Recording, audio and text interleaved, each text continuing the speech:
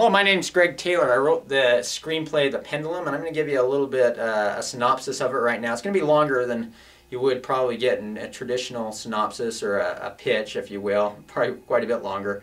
And the reason for that is I'm not really pitching this at producers. I'm going for people who are connected in the industry, trying to build a consortium of people who have a special interest here that might refer me to a producer at some point or an agency.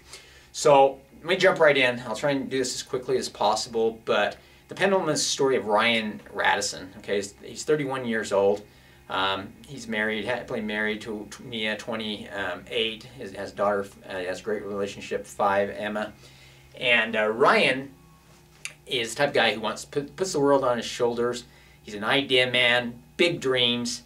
Really wants to take care of the world. He wants to become wealthy and then become a kind of a philanthropist, become a motivational speaker, really, pass that on, make a difference in the world. The only problem is Ryan can't take care of himself.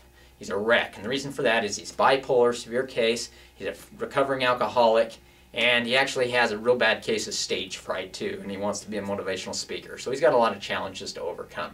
The movie opens up a screenplay where Ryan is manic. He's been up all night, he's doing all kinds of things, he's playing on his guitar, he's writing music, he's writing poems, he's just all over the place. In the morning he's cooking this big breakfast, he's dancing around with his daughter, and his wife Mia comes down and she's irritated because she's scared. She sees he's manic and he's got the biggest lunch of his life that day. He's got a $100,000 deal. He's got lunch which would save his whole business, which is practically dead, recover their financial situation, which is in dire straits. And so they get in this argument, and as the day goes on, he goes from manic to a mixed state where he's up and down, he's screaming at people, and then he's fine. And this goes into the luncheon where he totally blows it. He's so erratic that he blows the deal, causes a big scene, screams at the potential client, and that's it. This sends him into a big depression where he can't get a job. He's just down in the dumps, as bad as he's ever been, which leads into a suicide attempt where he basically drives in front of a train. There's a big scene going back and forth between the train and him, switching, big intense scene. Last second, he sees his family flash before his eyes and he can't do it. So he hits the gas, it's too late. The train crashes right into the back of his rear bumper, spinning him around, ending just short of hitting the train again on its side. End of Act 1. Goes into Act 2, Ryan's in the hospital, he's dazed, he's looking up and he sees the doctor and Mia talking. And Mia and the doctor saying, "This is amazing, I can't believe he lived. He's so lucky he forgot to take off his seatbelt." Maybe some subconscious thing or just a sign of how out of it he really was. But because of that, and the train didn't stop short, he actually got away with just a concussion and scrapes and bruises. He says, "We have to release him to the psych ward though. And he has to be committed for 30 days because it's mandatory on suicide attempts." So Ryan gets in the psych ward, he's there for 30 days, and he has this One Flew Over the Cuckoo's Nest experience where he's got a lot of rich characters, some comedy in there and type of thing. But he builds this relationship with a doctor named Sarah Gray. Sarah Gray's not your own normal psychiatrist, and that she didn't become a psychiatrist until she was 53 because she has her own battles with bipolar disorder and alcoholism. So Sarah Gray, they develop this relationship. She's interesting in that she uses off-color humor, pushes the bounds of professionalism in her therapy, just to kind of lighten the mood a little bit when it's appropriate. So she forms this great relationship with Ryan, and eventually she challenges him to read this book called The Pendulum, an 80-year-old obscure book that changed her life, and she challenges him to read it as a condition for his release. He reads it, totally, is into it, loves it, helps him get out, and then she challenges him also to make a plan for his life, and he comes up with this idea to write a screenplay based on his experiences with bipolar disorder, the message of the pendulum, and a kind of a fictionary faction story about a guy who wants to get a screenplay made based upon these things and his attempt to do that. So he gets out, he tries to write the screenplay, but he's dead, he's brain dead because of the medication that he's taken. And he decides he's going to stop taking it. And he gets the screenplay written in like 3 weeks, he's got it sending it out and everything. Problem is though, he's manic, and then he goes delusional.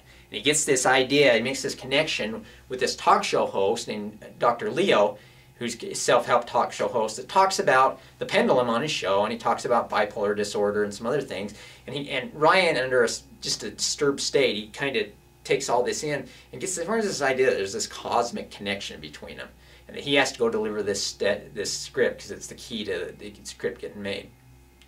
So under this misunderstood, we're looking at the law of attraction, goes into this, if you just believe enough, everything will fall into place, and he buys that. He flies to New York, takes a title loan out on his car, flies to New York on a one-way ticket with virtually no other money, just under this weird state, thinking that he'd just be able to walk up to Dr. Leo and everything would work.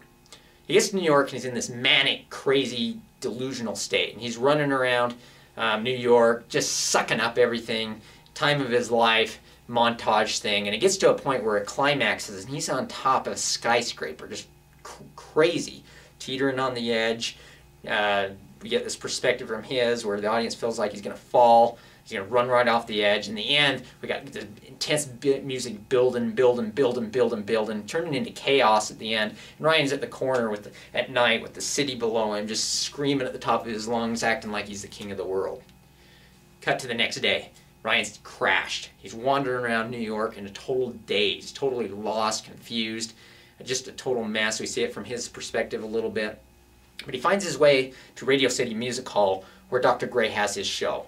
And he finds out he can't access Dr. Gray. There's no way to him because of security, and he never even comes out the front door. But his only choice is to sit out there and wait. So he waits on the street for 3 days. He's basically homeless out there. He gets mugged, computer stolen, his everything's stolen. He sits out there beat up. And by some just fluke, Dr. Leo happens to come out the front door one day, and Ryan is able to get his attention for a second, enough for Dr. Leo to see that he's all beat up. And the doctoring instinct kicks in. Ryan ends up passing out, and Dr. Leo takes him to the hospital, and this opens up this whole opportunity to form this relationship. Dr. Leo sees there's more than meets the eye there. He ends up promising to read the script, see what he could do, and he actually puts Ryan up in a hotel and then flies him home. So Ryan gets home, things are looking better, but he's still in this major depressed state, and it gets worse when Mia kicks him out, makes him live with his bipolar mother because of the stunt he pulled, because he didn't even communicate with her on it, and she had the police out looking for him, and she was scared to death, wanted to teach him a lesson. His life just turns into a disaster. He gets fired, he starts drinking again, and it takes Dr. Gray to re-enter to really pull him out of it. She gives him a monster pep talk, pulls him out of it, challenges him to take the pendulum, really apply it again, and he does that, rebuilds his business, gets his wife back through a big montage thing, and things are great again. Now, he's forgotten the script at this point. There's a cherry on top, and that Dr. Leo calls him back after this time and says, I love the script, I found someone who wants to option it. And so that's kind of where that ends. Forward 16 months later, the movie's made, it's a giant hit. Ryan's at the top. He's kind of become this little mini celebrity on talk shows because of the self-fulfilling nature of the prophecy of the script of what he was able to do. And there comes a point where Dr. Leo calls him up one day and he says, I've got this huge convention I'm speaking at tomorrow. My opener canceled. Can you fill in for him? I think you'd do great.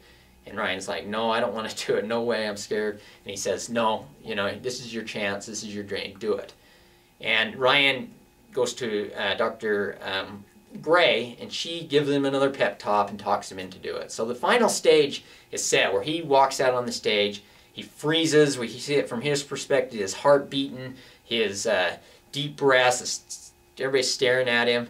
And he's just scared to death. And he hears the words, he's just choking, he's about to walk away. It's very awkward when he hears the words of Dr. Gray just telling him, just go out there, tell your story. You've got a great story, people want to hear it.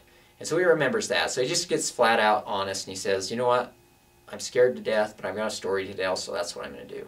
And he gets comfortable as he just starts to tell the story. And we go into this montage where he starts working the stage. He's building, and everything's going great. Ends the montage, at a peak, drops back down and slows it down a little, and Ryan's talking again. He says, you know what, I want to share a poem with you. It's my creed. I read it every day, passionately. So he's got this mastered, like a master orator, and he goes into this poem, this creed, and he reads it just like a master, and it builds and builds and builds, and he stops to give people the chance to think of it. And it just builds, and at the end, he's just, all over the place with it. But the audience is silent, and no one knows what's going on. And it ends, and they're just listening. It's dead silent. And there's this tension, and we don't know whether they hated it or what they're thinking on, or whether they're pondering, or they're just waiting for more. And it's really awkward. Ryan's sweating. Everybody's kind of looking at him. And then all of a sudden, as the tension builds, bam, inspirational music starts. The crowd jumps up, they go wild. Ryan's like, yes, and motions his family to come up on the stage. The doctor's friends run out, and they're all hugging each other, celebrating, waving at the audience. Ryan and Mia hug. Emma in the center, give them kisses, saying they love each other. The end. So that's the Pendulum. Hope you enjoyed that, gave you an idea. I encourage you to read it. I hope you do, and that you'll take part in the program. So thanks.